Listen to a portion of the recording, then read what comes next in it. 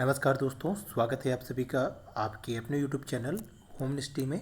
दोस्तों, जैसा कि आप सभी को पता होगा कि हम लोग यूपीडब्ल्यूएससी एसओ की तैयारी करवा रहे हैं और उसी संबंध में दोस्तों आपका जो कॉमर्स वाला सब्जेक्ट है उसको हम लोग लेके चल रहे हैं और साथ ही आपका जो स्टैटिस्टिक्स का कंपलसरी वाला पार्ट था उसको हम लोगों ने यहाँ पे कंप्लीट करवा दिए हैं।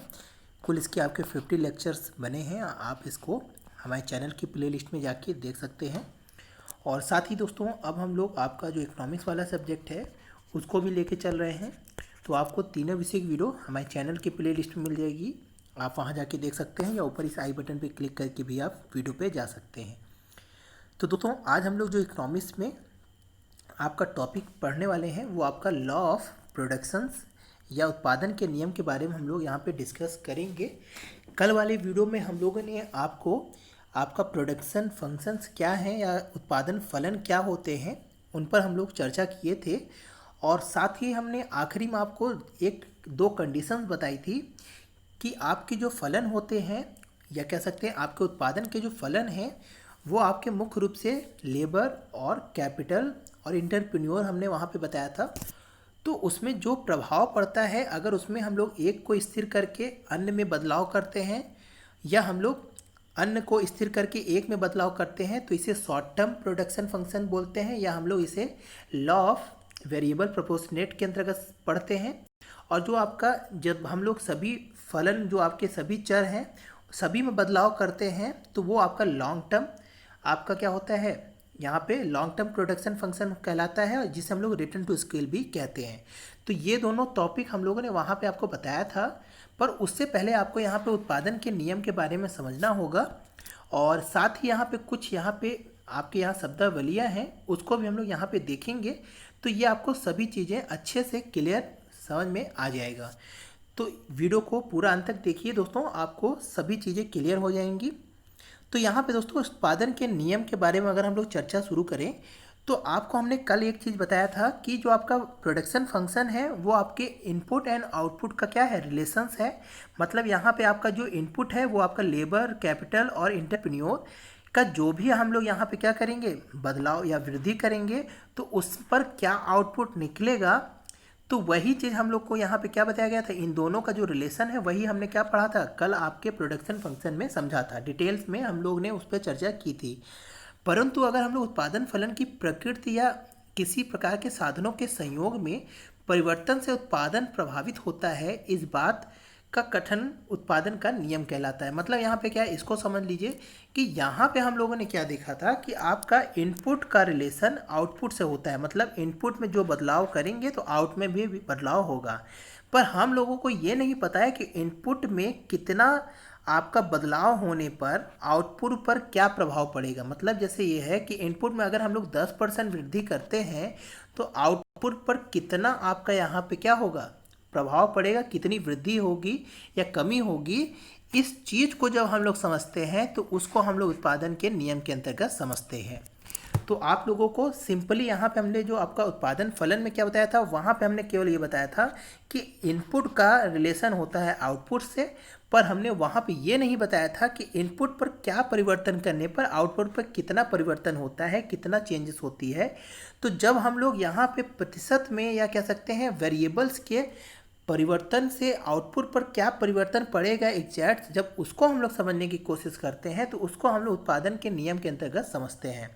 तो उत्पादन का नियम यह बतलाता है कि निर्गत की मात्रा में, निर्गत का मतलब यहाँ पे इनपुट की मात्रा में परिवर्तन से आगत में क्या परिवर्तन होगा, मतलब आउटपुट में क्या परिवर्तन होगा, इसके बीच का जब संबंध देखते हैं तो उसे हम लोग लॉ ऑफ रिडक्शन के अंतर्गत समझते हैं। तो सिंपल सा यहाँ पे आपका जो लॉ ऑफ प्रोडक्शन है वो आपकी तीन चीज़ें मुख्य रूप से कहता है। पहला क्या है कि उत्पादन के नियम यह बताता है कि आगत में परिवर्तन के बाद निर्गत में जो भी परिवर्तन होगा उसके तीन कंडीशन होंगे। पहला क्या होगा वह उसी अनुपात में हो, मतलब कि क्या है कि जितना हम लोग इनपुट में वृद्धि करें, मान लीजिए 10% वृद्धि इनपुट में करते हैं तो आउटपुट में भी वृद्धि कितनी होगी 10% होगी।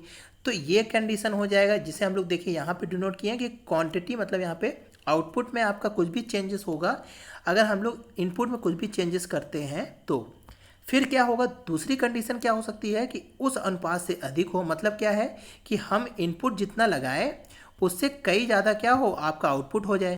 तो यहाँ पे क्या हो जाएगी कंडीशन, आपकी जो इनपुट हमने लगाई उससे ज़्यादा आउटपुट होगा, तो ये आपका दूसरा कंडीशन हो जाएगा।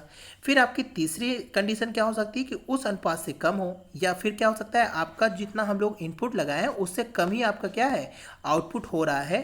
तो ये आपकी तीन कंडीशन हो सकती है। तो ये तीनों कंडीशन ही क्या है उत्पादन के नियम है। इसको अगर हम लोग यहाँ पे समझें, आपको एक सिंपल सा एग्जांपल के थ्रू बताएं, तो मान लीजिए मूल उत्पादन का जो फलन है, इसको हम लोगों ने कल भी समझा था कि आपका जो प्रोडक्शन फंक्शन होता है मुख्य रूप से यहाँ पे हम लोग दो चीज़ को लेके चलते हैं, पहला लेबर है और दूसरा कैपिटल है। अगर हम लोग लेबर और कैपिटल में कोई चेंजेस करते हैं, ये इनपुट है, कोई भी चेंजेस करते हैं तो आउटपुट पर क्या परिवर्तन होता है, क्या चेंजेस होता है, इसको जब हम लोग समझ रहे हैं तो यहाँ पे क्या होगा आपका प्रोडक्शन फंक्शन। अब यदि हम लोग समझें कि यदि आगत मतलब इनपुट में हम लोग ए गुना या ए टाइम्स हम लोग वृद्धि कर देते हैं तथा निर्गत में बी टाइम्स क्या होती है वृद्धि प्राप्त होती है, तो इस प्रकार उत्पादन का फलन क्या होगा, इस प्रकार व्यक्त होगा। मतलब कि यहाँ पे क्या है कि यहाँ पे ए क्या हो रहा है एल और के में वृद्धि की जा रही है, जिससे आपके आउटपुट में क्या हो रहा है बी गुना वृद्धि हो रही है। यहाँ पे इस इक्वेशन से आप समझिए कि यहाँ पे क्या था, ये तो उत्पादन फलन है कि यहाँ पे आपका इनपुट का रिलेशन आउटपुट से होता है, पर यहाँ पे हम लोग जब उत्पादन नियम के बारे में समझेंगे तो यहाँ पे हमने उत्पादन नियम में क्या समझा कि निर्गत में हम लोगों ने क्या किया ए% वृद्धि हुई या ए टाइम्स वृद्धि हुई, तो उससे आपके क्या हुआ आउटपुट पर कितना % वृद्धि हुआ B% वृद्धि हुआ। तो यही कंडीशन क्या होती है आपकी उत्पादन के नियम को समझाती है। तो यहाँ पे आपका तीन कंडीशन जो हमने अभी बताया वो आपका इसी तरीके से आपका यहाँ पे होगा कि अगर आप ये देखिए कि यहाँ पे आपका तीन कंडीशन क्या होगा, जैसे हमने भी आपको समझाया, तो तीन कंडीशन यही होगी, या तो ये क्या हो जाएगा आपका ये दोनों इक्वल हो, या आपका ग्रेटर हो जाए आउटपुट, या आपका लेस देन हो जाए। तो इसी को आगे यहाँ पे देखिए समझाया गया है कि उत्पादन का नियम क्या है, ए तथा बी के बीच संबंध व्यक्त करता है। यदि आपका बी क्या हो ज़्यादा हो ए से, तो इसका मतलब क्या होगा कि आपका इनपुट जितना लगा है उससे कई गुना ज़्यादा क्या हो रहा है आउटपुट आपका निकल रहा है। तो ये आपका क्या होता है, ये आपका उत्पादन वृद्धि नियम कहलाता है या लॉ ऑफ इंक्रीजिंग रिटर्न कहलाता है। फिर दूसरा कंडीशन क्या हो सकता है कि आपने इनपुट जितना लगाया उतना ही आउटपुट भी निकला, यानी बराबर हुआ। आपने 10% इनपुट लगाया तो 10% आपका आउटपुट भी निकल रहा है। तो जब ऐसा कंडीशन होगा तो उसे हम लोग कौन सा नियम बोलेंगे, यहाँ पे उत्पादन समता नियम लागू हो जाता है या लॉ ऑफ कांस्टेंट रिटर्न हो जाता है। फिर आपका क्या होगा, ये आपका क्या हो सकता है कि आपने जितना इनपुट लगाया उतना ना होकर उससे कम आपका आउटपुट हो जाए, तो ये आपका क्या हो जाता है तीसरी कंडीशन हो जाती है, जिसे हम लोग उत्पादन ह्रास नियम बोलते हैं या लॉ ऑफ डिमरेजिंग रिटर्न बोलते हैं। तो आशा है आपको यहाँ पे लॉ ऑफ प्रोडक्शंस क्या है इसको समझ में आ गया होगा। इसके कितने आपके यहाँ पे चांसेस हो सकते हैं या कितने आपके नियम हो सकते हैं वो आपको बाखूबी समझ में आ गया होगा। अब दोस्तों वास्तव में अगर आप लोग समझिए, जो रियल चीज़ है उसको अगर आप लोग समझिए, तो वास्तव में ये सभी चीज़ अलग अलग कंडीशन नहीं है। वास्तव में ये सभी अलग अलग कंडीशन नहीं है, ये सारे चीज़ एक टाइम के हिसाब से आते हैं। टाइम के हिसाब से मतलब क्या है कि शुरू में आपका क्या होता है, शुरू में आपका जो नियम लागू होगा वो कौन से नियम लागू होता है, लॉ ऑफ इंक्रीजिंग रिटर्न होता है। मतलब आप जब शुरू में इनपुट को वृद्धि करते हैं तो उसमें क्या होता है आपके आउटपुट क्या होता है उससे ज़्यादा आपका रिटर्न दे रहा होता है। तो ये तो आपका शुरू का टाइम होता है, ये समय काल है। समझ लीजिए ये सभी चीज़ें क्या होती है समय पर निर्धारित होती हैं। तो शुरू में आपका जो भी इनपुट आप लगाते जाते हैं तो आपका आउटपुट उससे दुगना क्या करता है यहाँ पे प्रोडक्शन आपका करता है। फिर एक समय आता है आपका क्या हो जाता है ये स्थिर हो जाती है, मतलब आप जितना भी प्रोडक्शन करिए आपका उतना ही क्या होता है आपका आउटपुट भी होगा। जितनी आप इनपुट लगाएंगे, जितना आप लेबर बढ़ाएंगे उतना ही आपका प्रोडक्शन बढ़ेगा। फिर एक समय ऐसा आता है कि आपका क्या होता है आप कितना भी लेबर बढ़ा दें पर आपका प्रोडक्शन क्या होता है उसके अकॉर्डिंग जितना आपने वृद्धि किया लेबर में उसके अपेक्षा वहाँ पे क्या होती प्रोडक्शन कम होती जाती है। तो यहाँ पे आपका क्या होता है तीसरा नियम लागू हो जाता है जिसे हम लोग उत्पादन का ह्रास नियम कहते हैं। तो आशा है आपको ये तीन स्टेज समझ में आ गई होगी। ये स्टेज है, ये चरण है, वास्तव में ये अलग अलग नियम नहीं है बल्कि ये चरण है जो समय के अनुसार आपके क्या होते हैं प्रोडक्शन में घटित होते हैं। तो आशा है आपको ये तीनों नियम समझ में आ गया होगा। अब अगर हम लोग यहाँ पे आपके कुछ टॉपिक्स हैं इसको अगर हम लोग समझ लें तो आपको ये चीज़ें जो ये तीनों नियम अलग अलग है ये अच्छे से आपको समझ में आ गया। यहाँ तो हमने एक साथ आपको तीनों नियम को घटित होकर दिखाया है कि कैसे वास्तव में होते हैं। अगर हम लोग इसको डिटेल में तीनों नियम को समझेंगे तो यहाँ पे आपको ये 3 शब्दावलियों को समझना होगा, जिसमें से आपका पहला टोटल प्रोडक्ट है, दूसरा आपका एवरेज प्रोडक्ट है और तीसरा आपका मार्जिनल प्रोडक्ट है। अब ये तीनों क्या है इसको आप लोग थोड़ा सा समझ लीजिए। तो सबसे पहले टोटल प्रोडक्ट क्या होता है इसको समझिए। टोटल प्रोडक्ट का सिंपल सा लॉजिक ये है कि ये आपका क्या है, लेबर है। यहाँ पर हम लोग 1 यूनिट लिए हैं। शुरू में हमने 1 लेबर को लिया तो प्रोडक्शन कितना हो रहा था, 20 हो रहा था। फिर हमने 1 और लेबर बढ़ा दिया तो यहाँ पर कितने टोटल हो गए, 2 लेबर हो गए, तब प्रोडक्शन कितना होने लगा, 25 होने लगा। फिर आपका कितना हो गया, 3 लेबर, यानी कि यहाँ पे 1 और बढ़ा दिया गया, 3 लेबर हो गए तो प्रोडक्शन आपका 35 हो गया।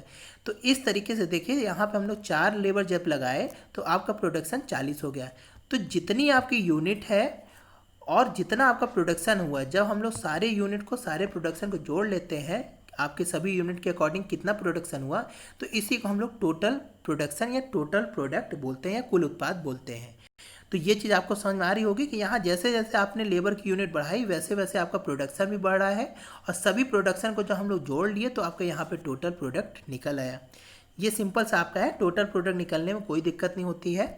फिर आपका एवरेज प्रोडक्ट होता है। तो एवरेज प्रोडक्ट का सिंपल सा फॉर्मूला यही होता है कि जितना आपका टोटल प्रोडक्ट हुआ उसको हम लोग लगाए गए यूनिट में डिवाइड कर दें तो आपका एवरेज प्रोडक्ट पर यूनिट के हिसाब से निकल आता है।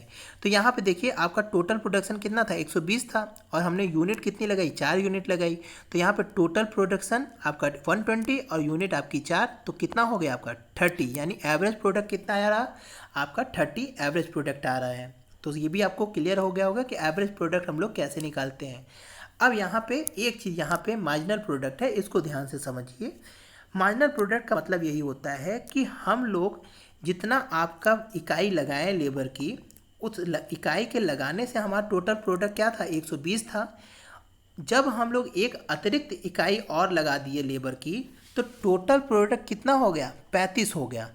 तो मार्जिनल प्रोडक्ट यही कहलाता है कि जब हम लोग एक अतिरिक्त इकाई लगाने से टोटल प्रोडक्शन में जो वृद्धि होती है, उस वृद्धि में जो अंतर है वही आपका क्या होता है, आपका मार्जिनल प्रोडक्ट होता है।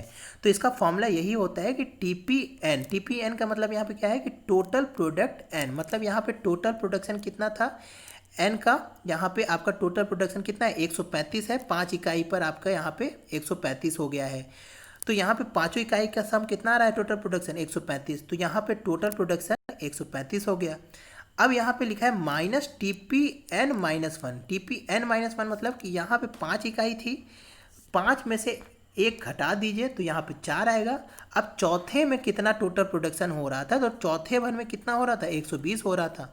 तो जब हम लोग 135 में से 120 घटा देते हैं तो आपका देखिए 5वीं इकाई से कितना प्रोडक्शन हुआ, ये आपके सामने आ गया 15। ये तो हम सिंपल सा आपको एग्जांपल दिए हैं, इसलिए आपको पहले से यहाँ पे दिख रहा है कि वास्तव में ये 15 आ रहा है। पर यहाँ पे आपको फॉर्मूला ध्यान से समझना है कि कैसे हम लोग मार्जिनल प्रोडक्ट आपका निकलता है।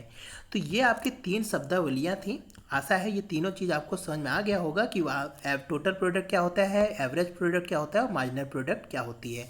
अब दोस्तों हम लोग यहाँ पे जो ये तीनों नियम हैं, इसमें आपका देखिएगा ये यहाँ पे तीनों नियम में टोटल प्रोडक्ट, एवरेज प्रोडक्ट और मार्जिनल प्रोडक्ट में क्या रिलेशन होता है, इसको हम लोग नेक्स्ट वीडियो में आपको समझाएंगे, और इसको भी हम सारे नियम को डिटेल्स में आपको नेक्स्ट वीडियो में समझाएंगे। वीडियो ये छोटा सा बनाया गया है केवल आपको इंट्रोड्यूस कराने के लिए। इससे पहले वाली वीडियो में हमने आपको वहाँ पे आपके उत्पादन फलन की चीज़ों को इंट्रोड्यूस किया था, फिर आपने यहाँ पे उत्पादन के नियम को समझ लिया है। अब जब आप दोनों को यहाँ पे चीज़ों को समझ जाएंगे दोस्तों, तो आपको जो हमने मेन चीज़ आपको यहाँ पे सिलेबस में आपके दिया है, रिटर्न टू स्केल और आपका लॉ ऑफ वेरिएबल प्रोपोर्शनेट, तो वो दोनों चीज़ें आपको अच्छे से यहाँ पे क्लियर हो जाएगी। तो चिंता ना करिए, आखिरी में हम सारी चीज़ों को एक तरफ से शुरू से लेकर अंत तक आपको समेट देंगे। तो यहाँ पे आपको जितनी भी कन्फ्यूजन्स हो रही होगी वो आपकी क्लियर होगी। वैसे आपकी यहाँ पे कन्फ्यूजन नहीं है, हमने सिंपल आपको यहाँ पे टॉपिक समझाया है, तो इसमें आपका कोई भी उलझने वाली चीज़ नहीं है। तो दोस्तों आज के लिए इतना ही। आशा है ये वीडियो आपको अच्छी लगी होगी। तो दोस्तों अगर वीडियो अच्छी लगी तो लाइक कर दीजिए, और चैनल को अभी तक सब्सक्राइब नहीं किए हैं तो सब्सक्राइब कर दीजिए, और ज़्यादा से ज़्यादा वीडियो को शेयर करिए अपने दोस्तों में। तो दोस्तों आज के लिए इतना ही। जय हिंद, जय भारत। दोस्तों यदि आप हमारे चैनल होमनिस्ट्री को सपोर्ट करना चाहते हैं तो आप इस UPI ID लिंक पर जाकर अपनी इच्छा अनुसार राशि को प्रदान कर आप होम मिनिस्ट्री को सपोर्ट कर सकते हैं।